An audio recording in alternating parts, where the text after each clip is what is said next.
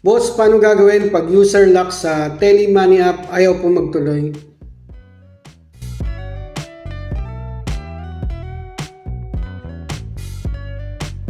Yo, what's up kabayan?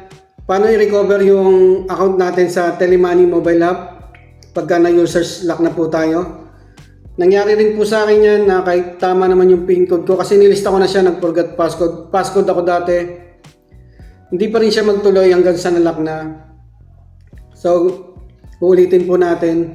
I-recover po ulit natin para masagot natin yung tanong ni kabayan. Ayan na. Boss, paano gagawin pag user lock sa Telemoney app ayaw po magtuloy? Ito pong video. Panoorin nyo.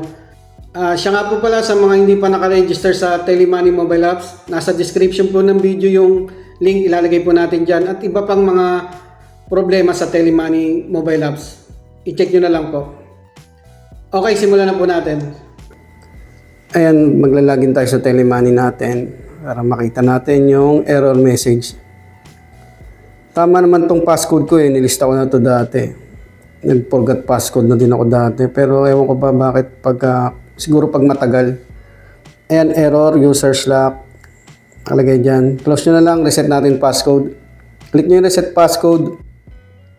Andyan po yung mga passcode rules. Hindi pwede yung mga magkakasunod at inuulit na number, yung 123, 1122, mga ganon. Hindi rin pwede yung number ng ikama natin at mobile number.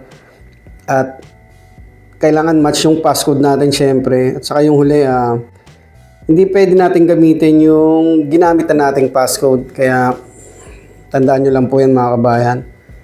Ito, i-check ko tong passcode na ilalagay ko kung nagamit ko na dati. Hindi ko sure. Pero ito, sample ng error message ulit. Lalabas dyan kung ano po yung error.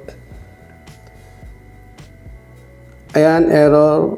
Old and new passcode cannot be the same. So, nagamit ko na yung passcode na nilagay ko ngayon. Kaya isip po kayo ng passcode na hindi nyo pa nagagamit mga kabayan. Ayan, lagyan ko na. Confirm nyo lang, kailangan match yan. Magsasend ng OTP, allow nyo lang. Ayan, tatawag na po yung Telemoney.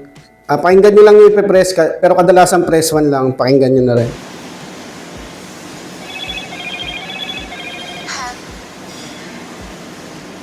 Dear customer, please call from Arab National Bank ANB to receive the password for Telemoney mobile service.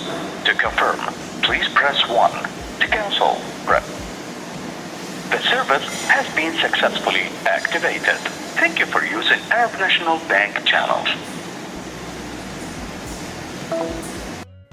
Ayan, activate na yung passcode natin. Lagyan nyo na po yung bago nyong passcode. Ayan, nabuksan na po natin at na-recover na yung Telemoney apps natin mga kabayan. Makaka-receive rin po kayong mga notification at SMS na successful na kayo nakapag-reset ng passcode. Ayun mga kabayan, ganun lang po gagawin nyo once na nalock yung account nyo sa Telemoney mobile apps. Mag-iingat po kayo lagi sa paggamit ng online transfer apps. Isi-secure nyo yung details nyo, yung OTP wag nyo pong bibigay kahit kanino, at yung mga personal at bank details wag nyo pong bibigay kahit kanino. Wag po kayong makikipag-usap sa mga scammer. Maraming po salamat.